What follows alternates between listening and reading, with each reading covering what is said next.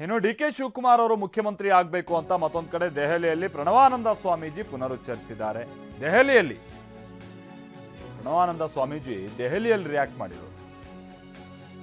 D K ಇಂದ ಕಾಂಗ್ರೆಸ್ ಅಧಿಕಾರಕ್ಕೆ ಬಂದಿದೆ, ಹೈಕಮಾಂಡ್ ನಾಯಕರನ್ನ ಭೇಟಿ ಮಾಡ್ತೀವಿ, ನಾವು ಫಲ ಸಿಗ್ಬೇಕು, ಫಲ ಸಿಕ್ಕಿಲ್ಲ ಅಂತ ಅಂದ್ರೆ ಹೋರಾಡ್ತೀವಿ ಅಂತ ಪ್ರಣವಾನಂದ ಸ್ವಾಮೀಜಿ ಹೇಳಿಕೆಯನ್ನ ಕೊಟ್ಟಿದ್ದಾರೆ.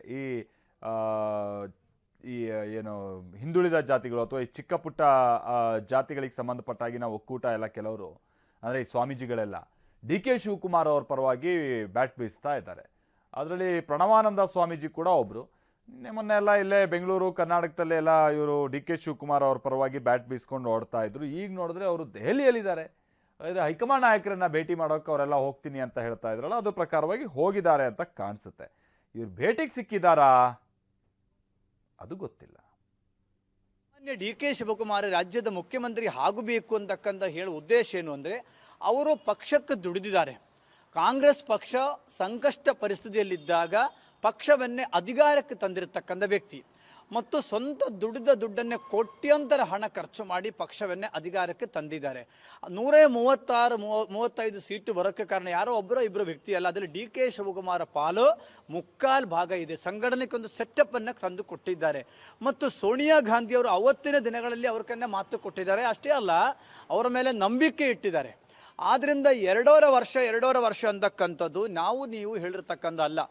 ಯಾರ ತಲೆಯಲ್ಲಿ ಕೈಯಿಟ್ಟು ಏನು ಹೇಳಿದೆ ಅಂತ ಎಲ್ಲರಿಗೂ ಗೊತ್ತಿದೆ. ಆದ್ದರಿಂದ ಒಕ್ಕಲಿಂಗ ಸಮುದಾಯದಲ್ಲಿ ಹುಟ್ಟಿರುವ ಡಿ ಕೆ ಶಿವಕುಮಾರ್ ಅವರು ರಾಜ್ಯದಲ್ಲಿ ಮುಖ್ಯಮಂತ್ರಿ ಆಗಬಾರ್ದೊಂದು ಎಲ್ಲಿಯೂ ಇಲ್ಲ. ಶಿವಕುಮಾರ ಕೊಡುಗೆ ಇದೆ, ಅವರ ಶ್ರಮಕ್ಕೆ ಫಲ ಸಿಗಲೇಬೇಕು, ಶ್ರಮ ಪಟ್ಟಿದ್ದಾರೆ.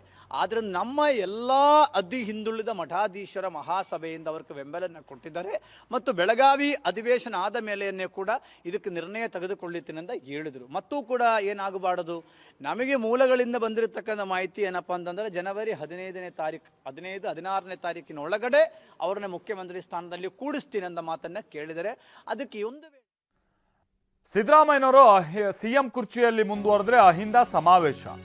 ಅಕಸ್ಮಾತ್ ಸಿಎಂ ಆಗಿ ಅವರನ್ನ ಬದಲಾಯಿಸಿದ್ರೆ ಅಥವಾ ಸಿಎಂ ಸ್ಥಾನದಿಂದ ಬದಲಾಯಿಸಿದ್ರೆ ಸಮಾವೇಶದ ಬದಲು ಅದು ಹೋರಾಟ. ಇದು ಹಿಂದುಳಿದ ವರ್ಗಗಳ ವೇದಿಕೆ ಅಧ್ಯಕ್ಷ ಶಿವರಾಮ್ ಟಿವಿ9ಗೆ ಕೊಟ್ಟಂತ ಹೇಳಿಕೆ. ಅಹಿಂದ ಪರ ಇರುವ ಏಕೈಕ ನಾಯಕ ಅಂತ ಅಂದ್ರೆ ಸಿದ್ದರಾಮಯ್ಯನವರು. ಸಿಎಂ ರನ್ನ ಬದಲಾಯಿಸಿದ್ರೆ ಮತ ಬ್ಯಾಂಕ್ ಛಿದ್ರ ಆಗುತ್ತೆ. ಟಿವಿ9 ಮುಖೇನವಾಗಿ ಸಿದ್ದರಾಮಯ್ಯ ಅಭಿಮಾನಿಗಳು ಹೀಗೆ ಎಚ್ಚರಿಕೆಯನ್ನ ಕೊಡ್ತಿದ್ದಾರೆ. ಅಹಿಂದ ಸಂಘಟನೆಗೆ ಸಂಬಂಧಪಟ್ಟಾಗೆ ಈಗ ಆಲ್ರೆಡಿ ಒಂದು ಹೋರಾಟ ನಡೆಸುವಂಥ ನಿಟ್ಟಿನಲ್ಲೂ ಕೂಡ ನಿರ್ಧರಿಸಲಾಗಿದೆ, ಅಥವಾ ಒಂದು ಸಮಾವೇಶ ನಡೆಸುವಂಥ ನಿಟ್ಟಿನಲ್ಲಿ ನಿರ್ಧರಿಸಲಾಗಿದೆ. ಅದರ ನಡುವೆನೇ ಹೀಗೆ ಎಚ್ಚರಿಕೆ ಬೇರೆ ಕೊಡ್ತಿದ್ದಾರೆ. ನಮ್ಮ ಪ್ರತಿನಿಧಿ ರಾಮ್ ಜೊತೆಗೆ ಅವ್ರು ಮಾತನಾಡಿದರೆ ಬನ್ನಿ ಕೇಳೋಣ. ಸಿಎಂ ಸಿದ್ದರಾಮಯ್ಯ ಪರವಾಗಿ ಅಹಿಂದ ಸಮಾವೇಶಕ್ಕೆ ಸಿದ್ಧತೆಯನ್ನು ನಡೆಸಲಾಗಿದೆ. ಕರ್ನಾಟಕ ರಾಜ್ಯ ಹಿಂದುಳಿದ ವರ್ಗಗಳ ವೇದಿಕೆಯಿಂದ ಈ ಒಂದು ಸಮಾವೇಶಕ್ಕೆ ಸಿದ್ಧತೆಯನ್ನು ನಡೆಸಲಾಗಿದೆ. ಈ ಒಂದು ವೇದಿಕೆಯ ರಾಜ್ಯಾಧ್ಯಕ್ಷರಾದ ಶಿವರಾಮ್ ನಮ್ಮ ಜೊತೆಗಿದ್ದಾರೆ. ಸರ್, ಅಹಿಂದ ಸಮಾವೇಶಕ್ಕೆ ಸಿದ್ಧತೆಗಳನ್ನ ಮಾಡ್ತಾ ಇದ್ದೀರಾ, ಕಾರಣ? ನಾಳೆ ಬೆಳಿಗ್ಗೆ ನಾವು ಒಂದು ಪೂರ್ವ ಸಿದ್ಧತಾ ಸಭೆನ ಇಟ್ಕೊಂಡಿದ್ದೀವಿ, ಅಹಿಂದ ಸಮಾವೇಶ ಮಾಡಬೇಕು ಅಂತೇಳಿ. ಈ ಸಮಾವೇಶದ ಉದ್ದೇಶ ಇಷ್ಟೇ, ಇವತ್ತು ಪ್ರಸ್ತುತ ಸಮಾಜದಲ್ಲಿ ಸಿದ್ದರಾಮಯ್ಯ ಅನಿವಾರ್ಯತೆ ಈ ಸೊಸೈಟಿಗೆ ಎಷ್ಟಿದೆ ಅಂತೇಳಿ ಮನವರಿಕೆ ಮಾಡೋ ಕೆಲಸವನ್ನು ಸಮಾಜಕ್ಕೆ, ಕಾಂಗ್ರೆಸ್ ಪಕ್ಷದ ನಾಯಕರುಗಳಿಗೆ ಮತ್ತು ಹೈಕಮಾಂಡ್ ನಾಯಕರುಗಳಿಗೆ ಮನವರಿಕೆ ಮಾಡಿಕೊಡ್ಬೇಕಾಗಿದೆ. ಯಾಕೆಂದರೆ ಪ್ರಸ್ತುತ ಸಮಾಜಕ್ಕೆ ಸಿದ್ದರಾಮಯ್ಯ ಅನಿವಾರ್ಯತೆ. ಸೊ ಆ ಕಾರಣಕ್ಕಾಗಿ ಈ ಸಮಾವೇಶ ಮಾಡ್ತಿರುವಂಥದ್ದು. ಅಲ್ಲಿ ಅವರ ಸಾಧನೆಗಳ ಬಗ್ಗೆ, ಅವ್ರು ನಡೆದು ಬಂದ ದಾರಿ ಬಗ್ಗೆ ಚರ್ಚೆ ಆಗ್ತದೆ. ಯಾವುದೇ ಕಾರಣದಿಂದಲೂ ಸಿದ್ದರಾಮಯ್ಯನವರು ಈ ಸಮಾಜಗಳಿಗೆ ಇನ್ನೂ ಬೇಕಿದೆ. ಆ ಕಾರಣದಿಂದ ಯಾವುದೇ ಕಾರಣದಿಂದ ಈ ಗೊಂದಲಗಳು ಏನಾಗಿದೆ, ಕುರ್ಚಿ ಚರ್ಚೆ, ಕದನಗಳು, ಸಮಸ್ಯೆಗಳು ಭಾಳಷ್ಟು ಗೊಂದಲ ಆಗಿದೆ. ಇದು ಮತ ಬ್ಯಾಂಕ್ಗೆ ಡ್ಯಾಮೇಜ್ ಮಾಡ್ತದೆ. ಯಾಕೆಂದರೆ ಇದು ಏನಾಗ್ತದೆ, ಜನಕ್ಕೆ ಹೋಗ್ತಾ ಹಿಂದ ಸಮುದಾಯಗಳು ಕೂಡ ರೋಸೆ ತಗೊಳ್ತದೆ. ಸೊ ಆ ಕಾರಣಕ್ಕೆ ಅವತ್ತಿಂದ ಇವತ್ತುವರೆಗೆ ಕಾಂಗ್ರೆಸ್ ಬೆನ್ನೆಲುಬು ಹಿಂದ ಸಮುದಾಯಗಳು ವೋಟ್ ಬ್ಯಾಂಕ್ ಆಗಿ ಇರುವಂಥದ್ದು, ಇಂದಿರಾ ಗಾಂಧಿ ಕಾಲದಿಂದ, ನೆಹರು ಅವರ ಕಾಲದಿಂದನೂ ಕೂಡ. ಸೊ ಆ ಕಾರಣಕ್ಕಾಗಿ ಇಂಥ ಸಂದರ್ಭದಲ್ಲಿ ಅದು ಡಿಸ್ಟರ್ಬ್ ಆಗಬಾರ್ದು. ಸಿದ್ದರಾಮಯ್ಯನಂಥ ನಾಯಕರು ಇವತ್ತು ಈ ಸಮಾಜಕ್ಕೆ ಅನಿವಾರ್ಯ ಇದೆ. ಇವತ್ತು ಭಾಳ ಪ್ರಮುಖವಾಗಿ ಏನು ಅಂತಂದರೆ, ಸಿದ್ದರಾಮಯ್ಯನವರಿಗೆ ನಮ್ಮ ಅನಿವಾರ್ಯತೆ ಇಲ್ಲ, ಈ ಸಮಾಜಕ್ಕೆ ಸಿದ್ದರಾಮಯ್ಯ ಅನಿವಾರ್ಯತೆ ಇದೆ, ಕಾಂಗ್ರೆಸ್ ಪಕ್ಷಕ್ಕೆ ಸಿದ್ದರಾಮಯ್ಯ ಅನಿವಾರ್ಯತೆ ಇದೆ. ಸೊ ಆ ಕಾರಣಕ್ಕೆ ಅದನ್ನ ಮನವರಿಕೆ ಮಾಡಬೇಕಾಗಿದೆ. ಯಾವಾಗ ಈ ಒಂದು ಸಮಾವೇಶ ಆಗುವಂಥದ್ದು, ಎಲ್ಲಿ ಆಗ್ತದೆ ಮತ್ತು ಎಷ್ಟು ಜನರನ್ನು ಸೇರಿಸುವಂಥ ನಿರೀಕ್ಷೆ ಇದೆ? ಸುಮಾರು ಒಂದು 15,000-20,000 ಜನನ್ನ ಸಮಾವೇಶ ಮಾಡಬೇಕು ಅಂತ ತೀರ್ಮಾನ ಮಾಡ್ಕೊಂಡಿದ್ದೀವಿ. ಸ್ಥಳ ಬಂದಿದ್ದೇನೆ, ವಸ್ತು ಪ್ರದರ್ಶನ ಪ್ರಾಧಿಕಾರ ಮೈಸೂರು, ಮತ್ತು ಇಡೀ ಇರುವಂಥ ಮೈಸೂರಲ್ಲಿ 5 ಜಿಲ್ಲೆ ಆದಂಥ ಮಂಡ್ಯ, ಮೈಸೂರು, ಹಾಸನ, ಚಿಕ್ಕಮಗಳೂರು, ಚಾಮರಾಜನಗರ, ಈ ಎಷ್ಟು ಜಿಲ್ಲೆಗಳನ್ನು ಸೇರಿಸಿ ಈ ಒಂದು ಅಹಿಂದ ಸಮಾವೇಶನ ಮಾಡಬೇಕು ಅಂತ. ಯಾಕೆ ಅಂದರೆ ಈಗೇನು ಗೊಂದಲ ನಡೆದಿದೆ, ಆ ಗೊಂದಲಕ್ಕೆ ತೆರೆ ಎಳೆಯಬೇಕು. ಸೊ ಈಗ ಏನಾದರೂ ಸಂಕಷ್ಟ ಬಂದಿದೆ ಅಂತ ಅನಿಸ್ತಾ ಇದೆ ತಮಗೆ? ಇಲ್ಲ, ಯಾವುದೇ ಕಾರಣಕ್ಕೂ ಈ ಒಂದು ವಿಷಯದಲ್ಲಿ ಅವರಿಗೆ ಸಂಕಷ್ಟ ಬಂದಿದೆ ಅನ್ನೋ ಉದ್ದೇಶದಿಂದ ನಾವು ಮಾಡ್ತಾ ಇಲ್ಲ. ಅಹಿಂದ ಸಮುದಾಯಗಳು ಸಿದ್ದರಾಮಯ್ಯವರ ಪರವಾಗಿ ಯಾವತ್ತಿದ್ರೂ ಇದ್ದೇ ಇದ್ದೀವಿ, ಮೊದಲು ಇದ್ವಿ.